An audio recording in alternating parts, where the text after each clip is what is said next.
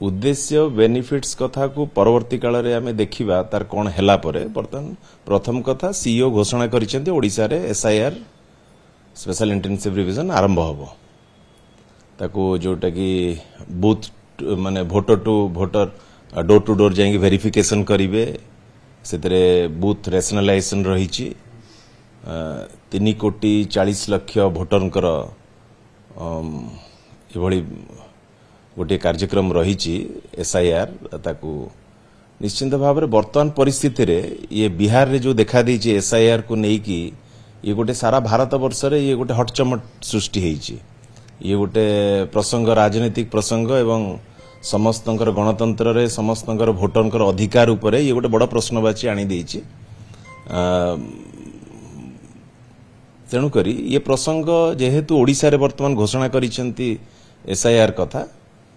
ये प्रश्नर उत्तर एसआईआर को नेकी ये आगामी दिन रे समय ही यार उत्तर दब निश्चिंत भाव में गणतंत्र रे जेतेबेले ये गोटे भोटर्स मानकर अधिकार कथा प्रसंग उठी ये एथिरे टॉपमोस्ट प्रायोरिटी रही गणतंत्र रे भोटर मानकर अधिकार को सुरक्षित रखिबा एवं भोटर को सम्मान दबा तेणुक बिजु जनता दल सबु बेले भोटर मानक संगे ठिया होईची बिजु जनता दलर कमिटमेंट रही समस्त साधारण भोटर्स मानकर अधिकार को सुरक्षित रखिबा पई सम्मान दबा पई से दिगरे बिजु जनता दल आगामी दिन रे भोटर्स मानकर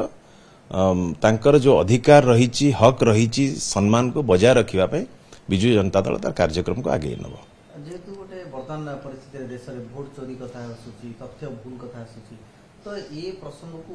उठा माने एडीबे पई ना गोटे क्लैरिटी दवा पई बडी करा जाउची ये गोटे भारत वर्ष रे वर्तमान ये जो वोट चोरी की नहीं की एसआईआर को नहीं की गोटे पॉलिटिकल स्पेक्ट्रम आपण देखुथिबे